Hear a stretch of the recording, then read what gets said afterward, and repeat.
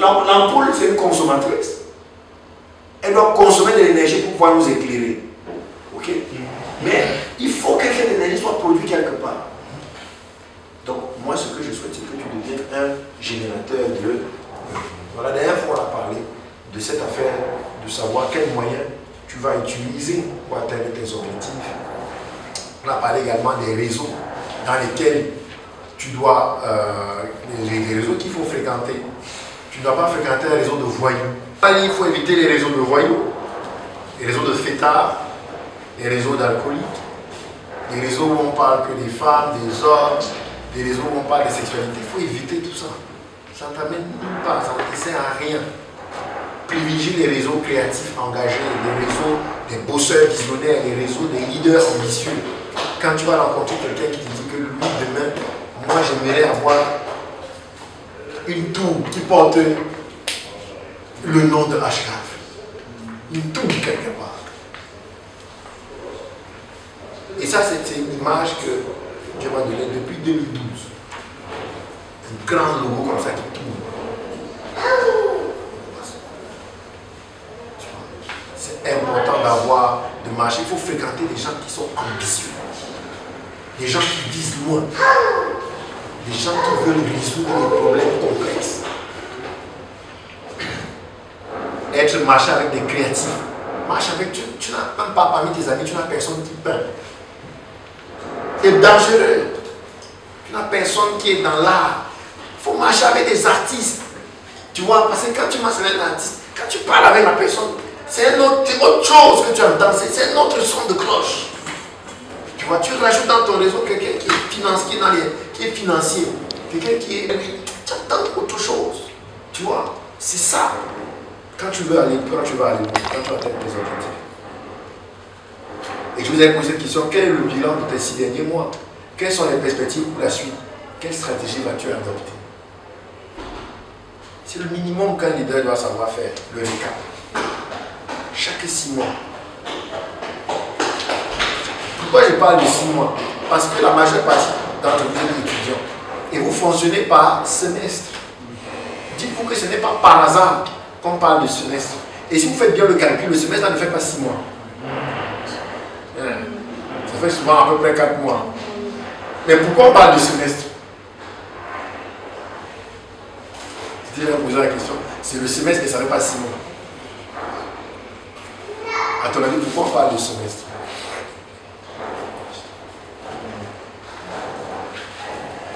On parle de semestre parce que le semestre, c'est l'unité de base de la rentabilité de ton année. En 6 mois, tu dois être capable de changer en fait. Tu vois, en 6 mois, tu dois devenir quelqu'un d'autre. C'est pour ça que dans le système LMD, on se dit qu'en 6 mois, tu dois apprendre, tu dois avoir appris de nouvelles choses, tu dois avoir de nouvelles compétences tous les 6 mois. Moi, par exemple, depuis à peu près 5 ans, tous les 6 mois, mon tarif horaire journalier change. Parce que je lis beaucoup, je me forme. Donc tous les 6 mois, l'année dernière, si par exemple, tu me faisais travailler une journée en tant que formateur, c'était 2000. Cette année, c'est passé à 3000. Chaque 6 mois, j'augmente de 500 dirhams. Demain, quand je vais faire une vidéo où je vais dans une interview, je vais dire à quelqu'un, me dit que mais, tes conférences, c'est combien? Je dis que moi, une conférence d'une journée, c'est 10 000 euros. Je dis que non, pourquoi? J'ai une trajectoire. Je ne me suis pas levé le matin pour dire qu'on me paye 10 000 euros. Et ça, c'est rien. Il y a des gens qui, quand ils interviennent, on les paye 20 000 euros, 50 000 euros pour une intervention d'une journée. Mais pour atteindre ça, il faut que tu sois en train de faire ton bilan. Je dois à chaque fois me demander, dans les 6 derniers mois, qu'est-ce que j'ai appris de nouveau? Quelles compétences j'ai développées? Qu'est-ce que je suis capable de faire? Ok? Je ne pouvais pas annoncer la formation des 100 jours si je n'avais pas déjà eu les résultats que j'ai eu au niveau du label. Parce qu'il fallait que d'abord, au niveau du label, que j'ai mes premiers résultats concrets de ce que j'ai envie de faire avant de le proposer à une échelle plus large. Et lorsque je vais finir les 100 jours, j'ai l'ambition de dupliquer ça encore l'année d'après et commencer maintenant à mettre en place un programme qui va s'appeler chaque année. Je dis à chacun que, ok, on a les 100 jours de l'année prochaine, prépare-toi déjà.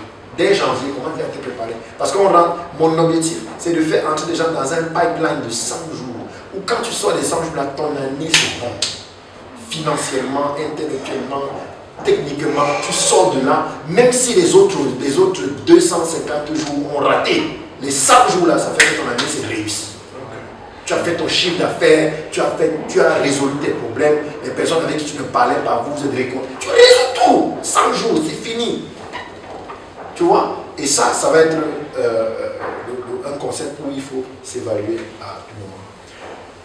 Et donc, ceux qui se demandent que chaque fois je vous rappelle de le faire, qui suis-je? Suis-je utile pour la terre? Qu'est-ce que j'ai dans mes mains? Suis-je actif? Quelles sont mes compétences? Suis-je profitable? Donc, comment devenir... Oui. Oui. Pour moi, c'est la précédente. Quelles sont les perspectives pour la suite et quelles sont les stratégies? Tu as senti là, tu as bien. C'est pas tout la même chose. Explique la différence. Les stratégies, on va dire, ce sont des moyens que je mets en place pour pouvoir atteindre l'objectif. Et les perspectives, ce sont des trucs pour la... Ce sont les objectifs. Voilà, les perspectives, c'est les objectifs. Perspectives, ici, tu peux remplacer quels sont les objectifs pour la suite. Tu vois. Perspectives, ici, ce sont des objectifs fixés dans le temps. Tu vois. Tu te dis, par exemple, d'ici décembre, tu vois, là, on est fin juin, c'est 6 mois qui sont terminés. C'est fini. Quand je dis aux gens qu'on est en 2026, ils pensent que c'est blaguer. On est en 2026, c'est fini, l'année est finie. Et donc, tu dois déjà, dès maintenant, commencer à te dire qu'en janvier 2026, qu'est-ce que je fais? Tu vois, et pour avoir les réponses, tu dois regarder ton environnement. En janvier 2026, on est en pleine la canne. Tu vois? Donc, les prix ont augmenté, non? Le prix du tramway, les choses. C'est vous que ça étonne. Moi, je savais que les prix devaient augmenter il y a 12 mois. Ça a été annoncé par le gouvernement d'Aziz Akadouche. Il y a 12 mois, ils ont annoncé. Et ils ont annoncé la planification. Les prix vont encore augmenter dans un... C'est pas pour rien que ça augmente maintenant. C'est la fin de ces 6 mois. Joseph Farid ce matin me dit que les prix ont augmenté. Les prix du tramway ont augmenté. Oui.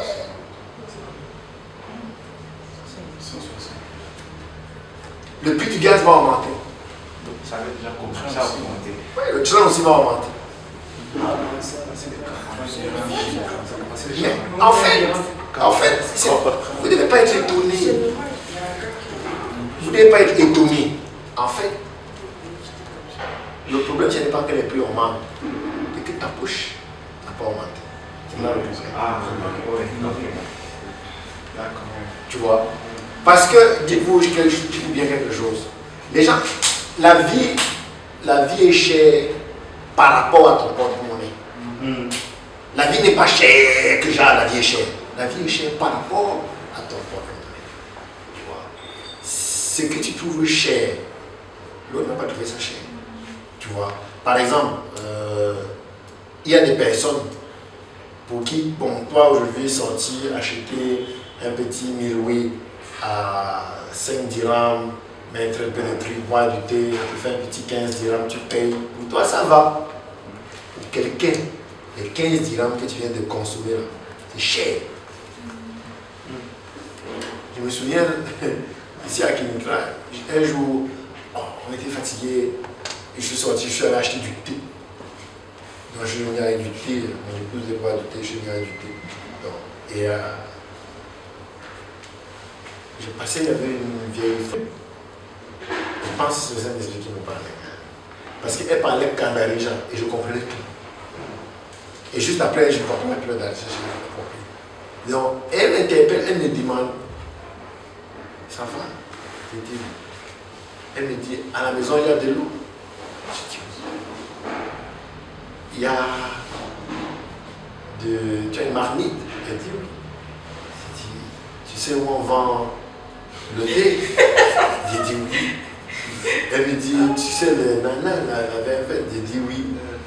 Et vraiment, j'étais comme genre, tu peux me dire quoi? Je ne voyais pas le truc. Et elle me dit, mais pourquoi tu vas acheter le thé alors que tu peux faire le thé chez toi? Elle me dit, c'est trop cher. Et depuis ce jour, en fait, pour moi, le thé, j'appelle ça l'eau colorée. Et je me suis dit, mais on fait ça à 2 dirhams, 3 dirhams. Mais j'en suis fait un argent de malade. Voilà pourquoi à partir de juillet, Ismaël va commencer à vendre le thé. Je cherche quelqu'un avec qui on va vendre le thé, ici, là, on l'appelle. On va mettre le thé ici, là, on va vendre le thé. Non, enfin pour vous dire que pour elle, c'était cher. Pour moi, c'était pas cher. Tu vois. Mais elle m'a permis de comprendre que c'est essentiel de faire ça. Je peux faire du thé. Et même, moi je suis allé plus loin, j'ai dit, je peux même vendre le thé. Tu vois, au lieu d'acheter, je peux vendre. Les choses ne sont chères que par rapport à ta poche. Si aujourd'hui là, on t'informe que chaque mois, tu as 1 million. Quand les gens m'ont dit que le transport a augmenté, ça te fait rien. Ça te fait rien. Tu vois. C'est parce que, pourquoi? Parce que ta poche. Si maintenant dans ta poche, il n'y a que 100 dirhams, mais quand le transport a augmenté, tu vas commencer à dire que non, ce n'est pas normal. Pourquoi les gens font ça? Calme-toi. Le problème, ce n'est pas les problèmes de ta poche. Première chose. Deuxième chose, quand on voyait les prix augmenter comme ça, ça veut dire qu'il y a plus d'argent dehors. Oui. En fait, c'est paradoxal, n'est-ce pas? Ça l'aide pas la mais c'est ça la vérité. Quand les prix augmentent, ça veut dire qu'il y a plus d'argent dehors. Va chercher ta part. Mets en place des structures pour capter ta part. Et donc, les stratégies, ça va être tout ce que tu vas mettre en place comme méthode, mécanisme, outils pour aller atteindre les objectifs que tu t'es fixés. Si par exemple je te dis d'ici décembre, je dois avoir généré un chiffre d'affaires par exemple sur mon activité de fabrication de lait et yaourt, je dois faire un chiffre d'affaires de 10 000 mensuels. Tu vois, c'est un objectif. Et tu vas voir que aujourd'hui peut-être je fais 2 000 à 3 000 mensuels, d'ici 6 mois je dois faire 10 000 mensuellement. Qu'est-ce que je dois faire en place? Qu'est-ce que je dois faire? Tu vas commencer à te former, tu vas commencer à réfléchir, tu vas commencer à mettre en place des stratégies par rapport aux perspectives que tu te donnes. C'est bon. Tu as une question? Non, c'était juste une intervention. Par rapport à la première question que tu avais posée sur le fait que pourquoi on n'a pas de business. Moi, une ignorance que mon problème par rapport à ça, c'était que tu n'avais pas réussi à franchir le cap de la concrétisation. C'est-à-dire que j'ai pu avoir l'idée, mais va maintenant pour concrétiser la chose, je n'avais pas à le faire. Je pense que c'est aussi lié aussi à la procrastination, à la paresse, à décider par rapport à ça. Exactement. Beaucoup de personnes n'arrivent pas à concrétiser leurs idées à cause justement de la procrastination. Je remets à demain, où il y a du perfectionnisme, je veux d'abord que tout soit super bien léché avant de pouvoir exécuter. Non. L'objectif est le cash flow. L'objectif, ce n'est pas d'abord que le truc soit super bien. Le truc, c'est que ça te rapporte du cash. Ok. Dans la version dans laquelle elle est, aujourd'hui, elle peut te rapporter. Si tu partons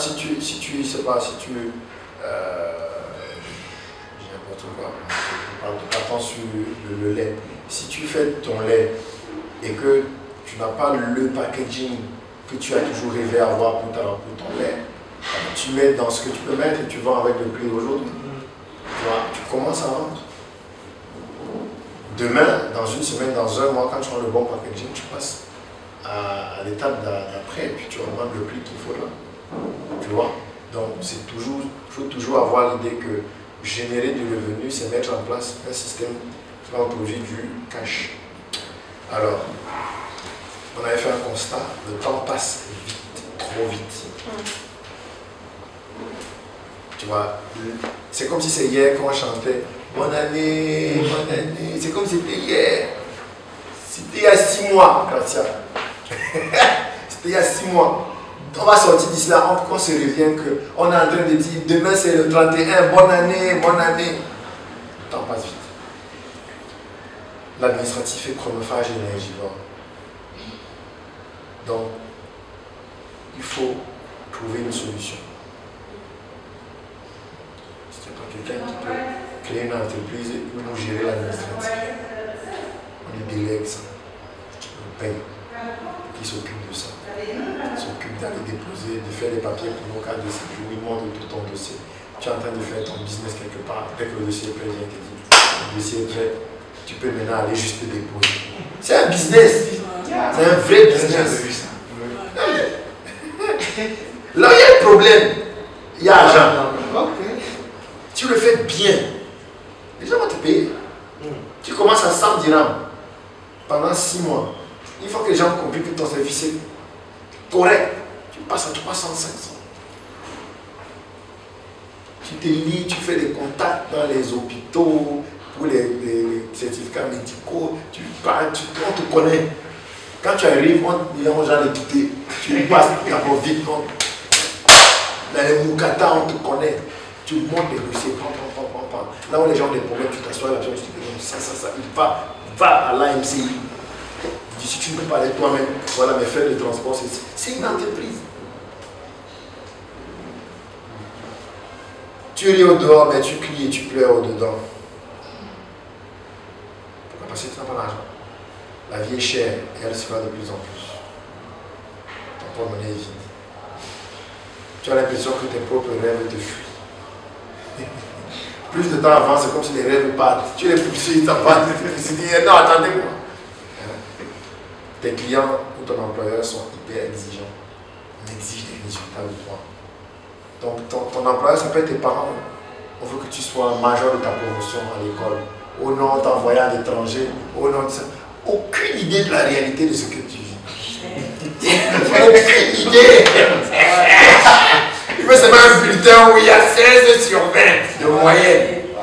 C'est comme si en fait, tu es là, il y a des gens qui te servent. On cuisine pour toi, on te lave même les pieds. Tout ce que tu as à faire, c'est étudier. Donc tu dois avoir 17 de moyenne, comment hein? On ne tient même pas compte, Gracia, on ne tient pas compte des problèmes émotionnels, du manque de ton pays, du manque de ta famille. Comment ça peut affecter ta note? Tout ce qu'on veut, c'est 17 de moyenne. Tu vois ça? Donc, exigence. Et parfois tu te dis, j'ai envie de craquer. Tu te dis qu'il vaut peut-être abandonner. Que si c'est comme ça, même on laisse ça, on rentre. Il vaut mieux, on dit la Bible, il vaut mieux le coin. Il vaut mieux dormir dans le coin d'une gouttière que d'habiter dans la maison d'une querelleuse.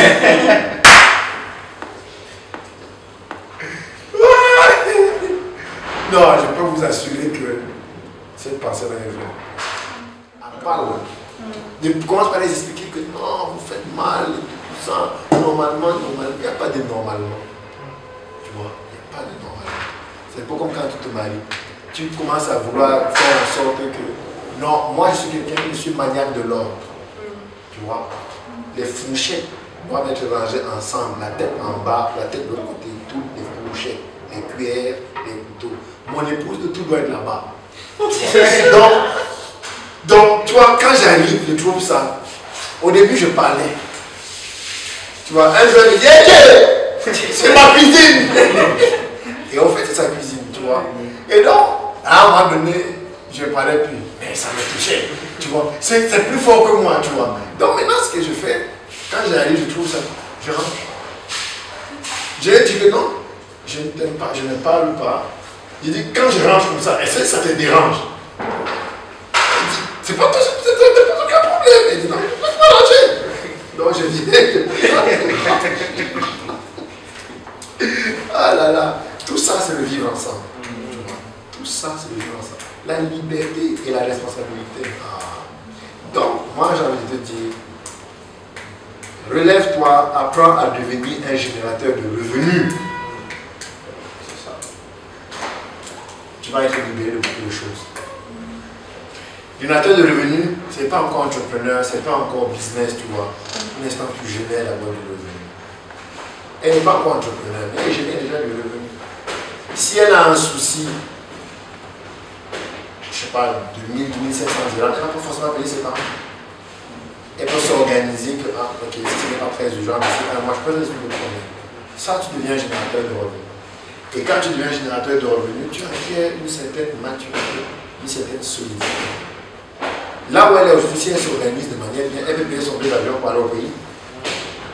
Même si elle sait que ses parents peuvent payer, le seul fait d'appeler son père pour dire, bon, je viens tel jour, je dis à mon bien. Ton père m'a dit, maman, viens. Comment? Viens d'abord. Oui, tu vois, je paye mon billet aller-retour. Maintenant, quand j'arrive, on se met sur place. Et là, tu envoies un message aux parents que c'est à notre niveau. Il ne faut pas les dire que non, je suis déjà devenu grand.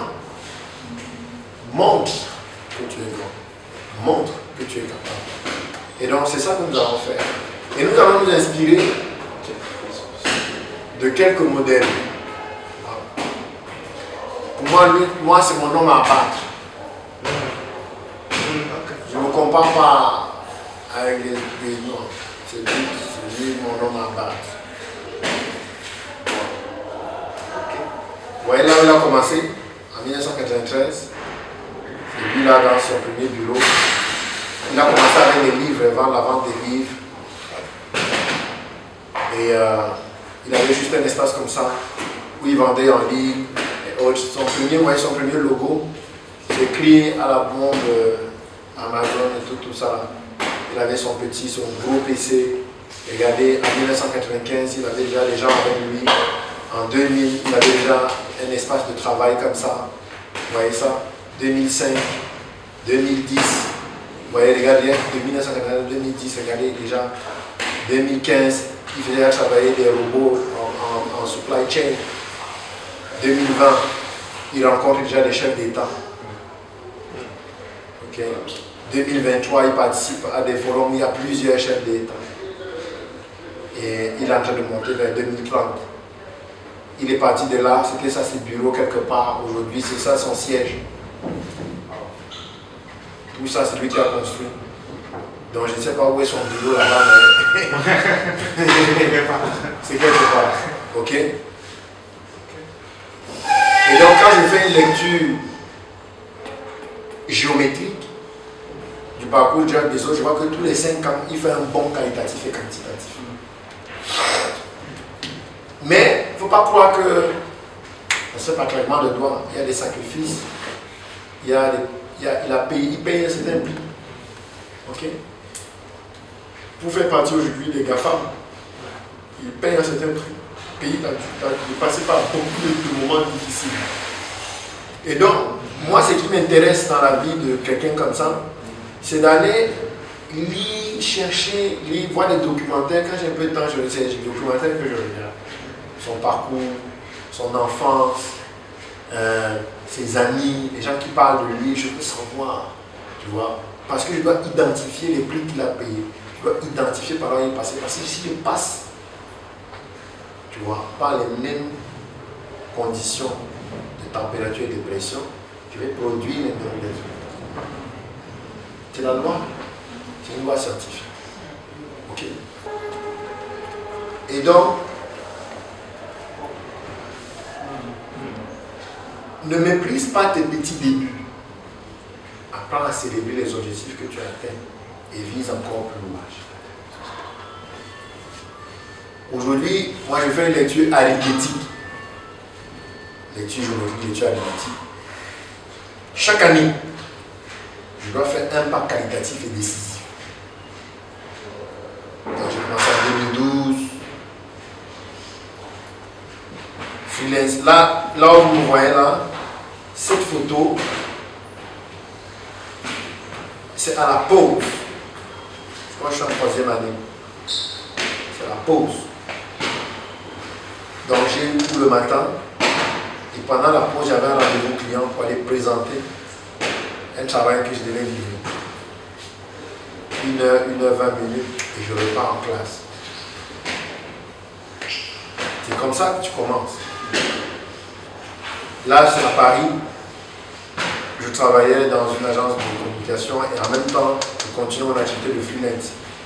Là, c'est à Rabat.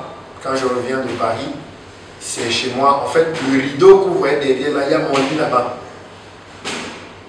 Il y a mon lit derrière le rideau là. J'étais encore jeune célibataire, autre. L'imprimante est ici là. Là, voilà là-bas. Au-dessus de la table là-bas. C'est la même imprimante là que j'ai achetée. Comme pour vous dire, je garde tout. Cette imprimante noire là, elle est quelque part là en dessous. Et donc j'avais chez moi ma tablette graphique, mon ordinateur. Je travaillais dans une entreprise et je continuais à développer ma propre entreprise. 2015, quand j'ai dit que je passais les nuits, ça c'est une nuit où j'ai passé à travailler. On préparait, je crois, un événement. On préparait, voilà, c'était la première édition du Souk qu'on préparait en 2015. Et c'est là aussi que j'adopte l'agenda 2063 de l'Union africaine, parce que l'Union africaine, il décide en 2013 de préparer un agenda et l'agenda est publié en 2015. Et c'est en 2015 que je l'adopte. Et c'est un membre de mon équipe parce que j'étais responsable directeur de communication du Centre culturel africain et on était, je crois, cette nuit-là, on est resté toute la nuit jusqu'à 3h ou 4h du matin. Et à un moment donné, j'ai demandé d'éteindre la lumière pour que parce que nos bureaux étaient juste en face de l'actuel Alibaba Center. Et donc, on était à l'étage. Et donc, quand on était là, tout le monde au quartier pouvait savoir qu'on est là. Et j'ai demandé d'éteindre la lumière pour qu'on puisse travailler calmement et que les gens ne sachent tout ça. C'est là qu'on a fait cette photo. Et donc, fin de cette année-là, je quitte donc tout le salariat. En 2016, je prends donc mes premiers bureaux en espace coworking, ici à Hey Coworking, à Rabat, du côté de la zone industrielle. Et 2017, on prend nos premiers bureaux à Saly, un grand espace où on faisait des formations. 2018, on est à Lagdal. C'est vraiment 2018-2019, c'est vraiment l'apogée de HK Afrique. Bon chiffre d'affaires, on avait une équipe de 9 personnes, on travaillait avec l'Union africaine, on a organisé les Jeux africains de Rabat et tout. 2020, le Covid. Et donc là, on est en plein confinement. Et donc, on continue de faire tourner l'entreprise. Et là, je faisais une vidéo pour annoncer les événements, les concours d'écriture qu'on devait faire et autres. Et 2021, on sort du confinement et on essaye de repartir sur des nouveaux bureaux à San 2022. On est à Haynada 2023. On retourne en télétravail et 2025, on est en train de monter vers 2030. L'objectif, c'est 2060. Tu peux avoir une source, tu peux avoir deux, tu peux avoir plusieurs. Le plus important, c'est que tu te rends compte, et on va s'arrêter là aujourd'hui, qu'il y a 3 types de revenus. Il y a les activités illicites. Tu peux voler, tu peux te prostituer. Ça peut être, tu peux générer du revenu, hein.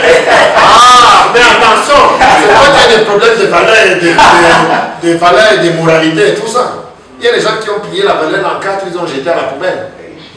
Tu vois? Donc, mais ce que moi j'ai constaté, c'est que ces sources-là, ça détruit les autres.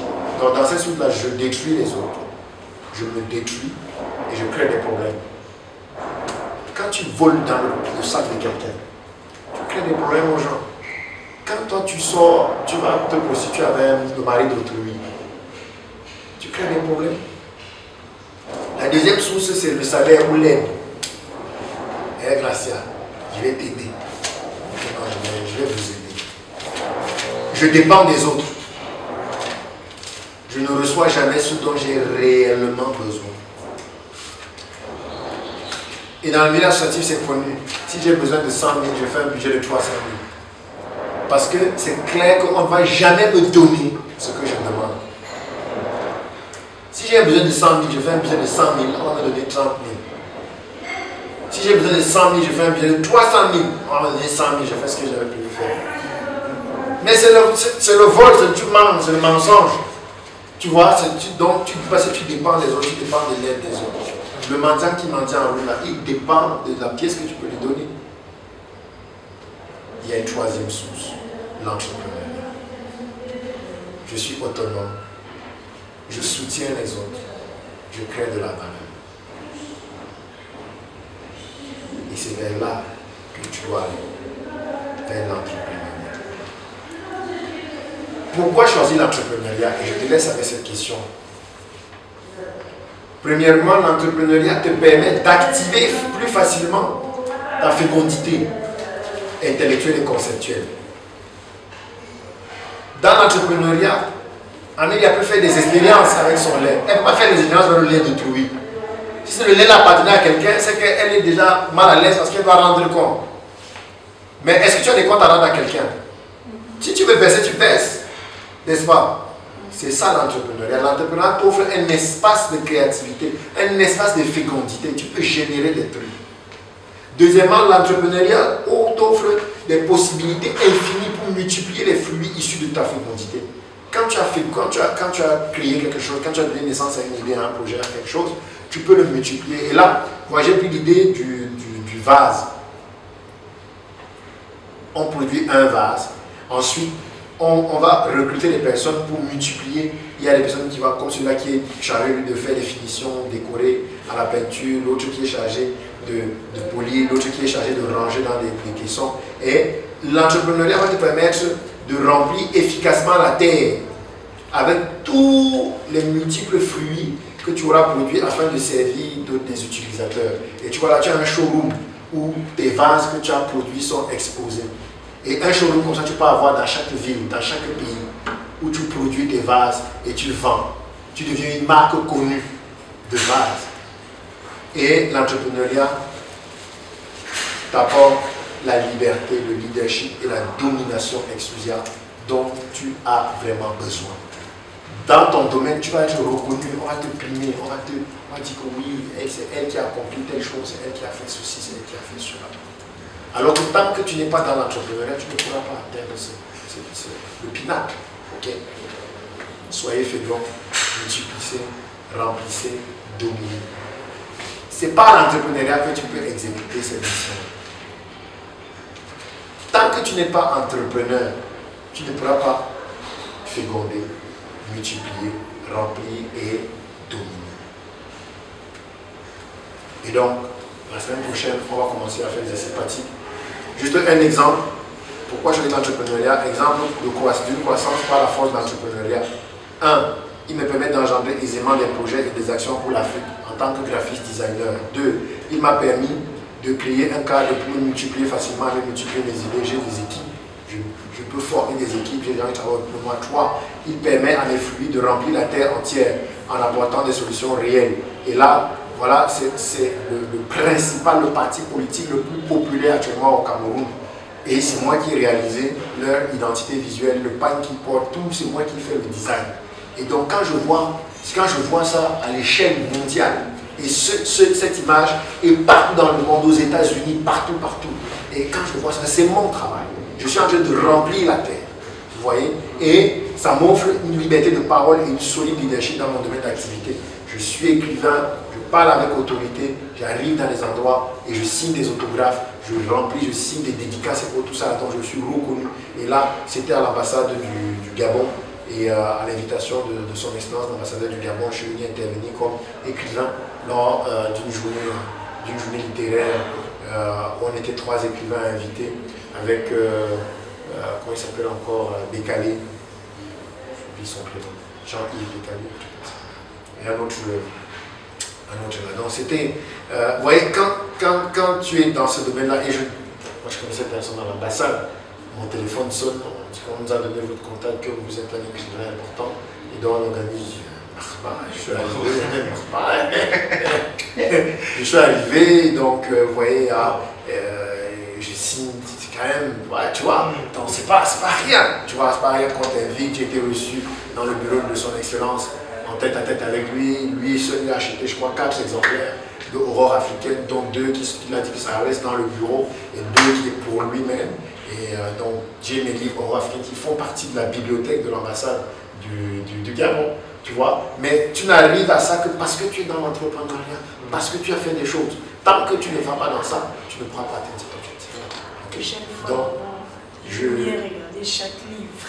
Comment? Quand je vais le bureau, là, je vais regarder chaque livre. Et donc c'est important de partir dans l'entrepreneuriat. Et le samedi prochain, nous allons avoir un exercice pratique.